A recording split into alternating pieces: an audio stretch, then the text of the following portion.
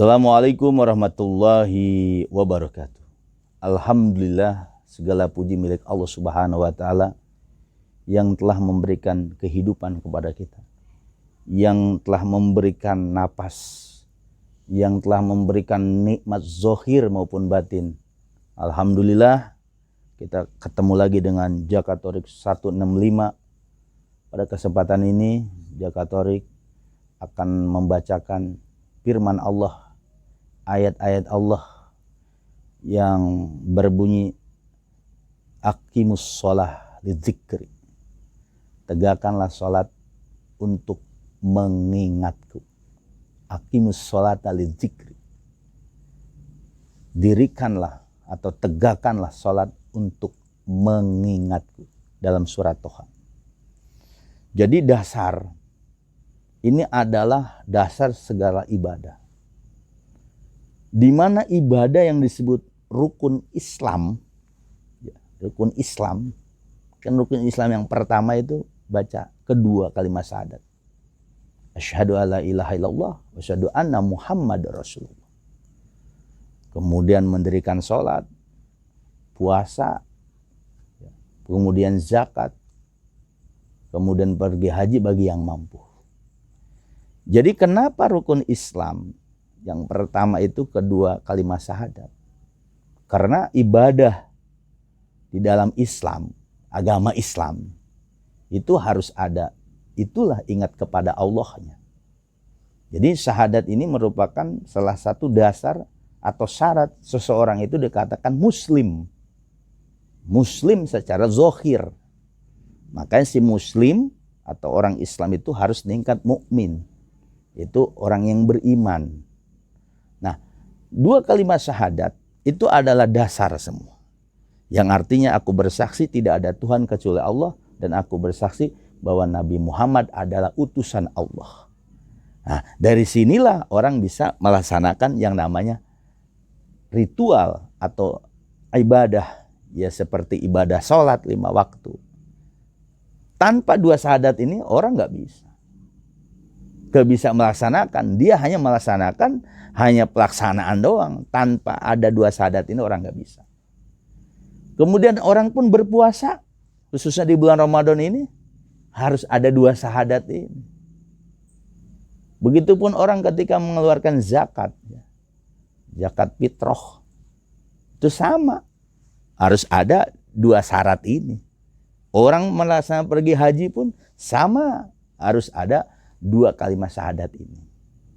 Makanya perjalanan puasa ini, ya, perjalanan orang yang berpuasa melaksanakan puasa sebulan penuh, itu dalam sebuah hadis, puasa Ramadan seseorang itu akan tergantung antara langit dan bumi. Dia nggak bakal nyampe. Yang sebagaimana sabda Nabi Muhammad SAW, syahrul Ramadan mu'alakun. Bulan Ramadan atau ibadah puasa bulan Ramadan itu akan mu'alak. Mu'alak itu tergantung. Artinya baina sama wal ara. Enggak ke langit, enggak ke bumi. Dia tengah-tengah. La turfa'a biha, tidak akan terangkat illa bi zakatil fitrah. Maka syahrul Ramadan tadi, ibadah puasa Ramadan tadi tak akan sampai kepada Allah kalau orang tersebut tidak mengeluarkan zakat fitrah. Zakat fitrah itu zakat per individu. Kalau di Indonesia biasanya yang dikonsumsi adalah ya, beras. Ya, kemudian ada zakatnya pakai beras. Sesuai dengan ketentuan panitia zakat tentunya. Jadi ada yang 3,5 liter, banyakkan umumnya 3,5 liter. Ada yang diuangkan, itu mazhab Hanafi. Mazhab Hanafi boleh zakat pakai uang. Mazhab Syafi'i itu harus pakai beras dulu, baru beras itu diuangkan. Nah, itu teknis cara zakat. Makanya zakat ini ada zakat secara syariat, ada zakat secara torekoh.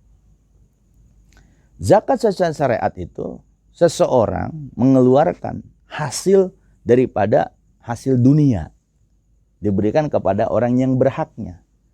Makanya zakat dalam syariat itu ada 8 asnaf. Yang sebagaimana Allah Subhanahu wa taala berfirman dalam surat At-Taubah ayat 60, innamas shadaqatu lil fuqara'i wal masakin. Bahwasanya zakat-zakat itu dihususkan pertama lil fuqara. Fuqara itu orang-orang fakir. Fakir dalam kitab Sir Asrar itu disebut fuqara'i fiddin. Fakir dalam agama. Kemudian wa masakin dijelaskan masakin fi ukhrawi. Jadi asnafnya yang pertama fuqara. Kalau fuqara dalam syarat itu fakir. Masakin miskin. Kalau fakir itu dia nggak punya tempat tinggal, tapi dia tidak bisa memenuhi kebutuhan sehari-harinya. Kalau miskin dalam bahasa syariat fikih itu dia punya tempat tinggal tapi tidak memenuhi sehari-harinya. Kemudian yang ketiga dalam asnaf zakat itu wal amilina alaiha, orang-orang yang ngurusin zakat dapat. Kemudian yang selanjutnya wal mu'alafatu qulubuhum. Orang mu'alaf yang hatinya dibujuk untuk masuk Islam. Udah dia masuk Islam. Wa fi riqab itu orang-orang yang mau memerdekakan budak-budak. Itu zaman dulu, sekarang udah kagak ada. Bisabilillah, di jalan Allah. Kemudian wabni sabil yang ke-8. Itu wabni sabil itu orang yang dalam perjalanan menuju Allah. Makanya dalam surat Taubah faridatun minallah, itu adalah ketentuan dari Allah Subhanahu wa taala. Itu zakat, pembagian zakat dalam syariat. Nah, zakat di Toreko itu beda. Mereka itu katakan oleh Sufi bahwa zakat itu adalah hasil dari usaha ukhrawiyah. Seperti amal sholat, ya, amal puasa, amal kebaikan, amal soleh. Kita hadiahkan kepada orang-orang maksiat ya, di Toreko itu.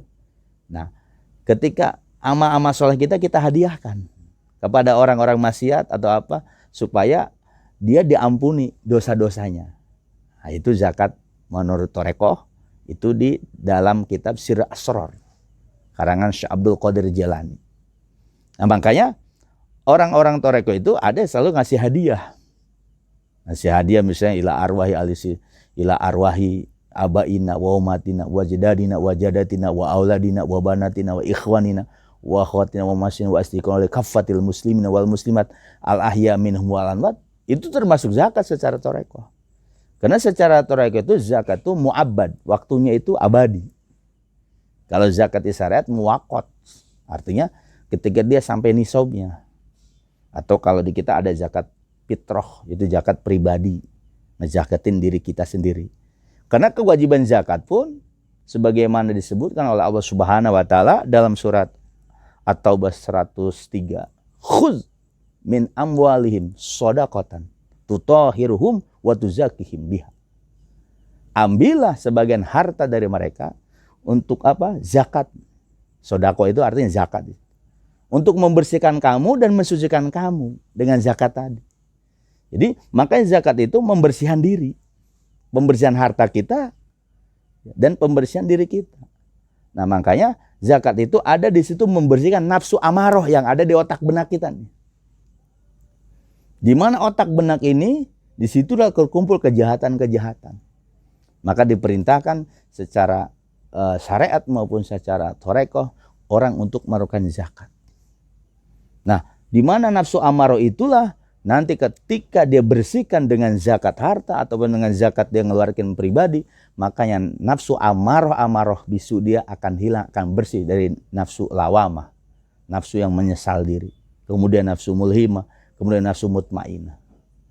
Nah, makanya di kalangan Toreko, ketika orang menghadiahkan amal solehnya untuk orang-orang yang misalnya dia memang ditetapkan masuk neraka misalnya, atau dia memang ahli maksiat. Makanya di kalangan Toreko, muplis itu orang yang pailit. Itu berbeda dengan pailit arti di syariat. Makanya dalam sebuah hadis diriwayatkan al-muplis bi amanillah. Bahwa orang-orang muplis itu orang pailit ya. Orang muplis syariat itu kebaikannya diambil semua. Seperti kita dengar dalam ceramah-ceramah itu bahwa orang itu pernah ngomongin ini semuanya amal hajinya, amal puasanya, amal zakatnya, amal itu diambil semua sama orang yang pernah dianiaya. Tapi di Toreko beda. Jadi orang muflis itu ada di genggaman keamanan Allah ini di dunia dan di akhirat. Nah, muflis di Toreko itu adalah orang-orang yang memang menghibahkan semua amal-amal solehnya buat orang-orang maksiat. Makanya ada kita istighfar. Astagfirullahaladzim. Ya. Itu istighfar buat kita dengan Allah. Ada lagi istighfar. Astagfirullah min kulli dzanbin adzimin wa atubu ilaihi. Itu istighfar kalau kita melakukan maksiat atau dosa antara sesama manusia. Nah, makanya muflis di Toreko dengan muflis di syariat berbeda. Jadi muflis di Toreko itu orang-orang yang semua amal soleh dihibahkan buat orang-orang yang melakukan maksiat, memang dia sudah berhak diazab sama Allah. Makanya seperti kita baca At-Taqoh, ya baca 70.000 la ilaha illallah, itu kita bisa hadiahkan atau bisa menyelamatkan seseorang. Nah, itu di ajaran Toreko. Jadi berbeda di ajaran syariat itu. Muflis itu ada orang yang melakukan kebaikan di dunia, dia dermawan apa, tiba-tiba dia dituntut di akhirat, kemudian pahala-pahalanya diambil. Nah, itu muflis di syariat, berbeda. Tapi muflis di Toreko, dia termasuk di bawah lindungan Allah, karena dia habiskan semua amal baiknya buat orang lain. Nah, itu namanya zakat di Toreko, maka dia mu'abad. Tapi kita tidak mempermasalahkan zakat versi syariat maupun versi Toreko. Yang penting disitulah bahwa zakat fitroh, khususnya fitrah atau fitroh, itu diwajibkan bagi setiap orang muslim atau mukallaf atau yang dibebani hukum syariat setelah dia melaksanakan bulan puasa, ya puasa sebulan penuh, dia harus mengeluarkan zakat.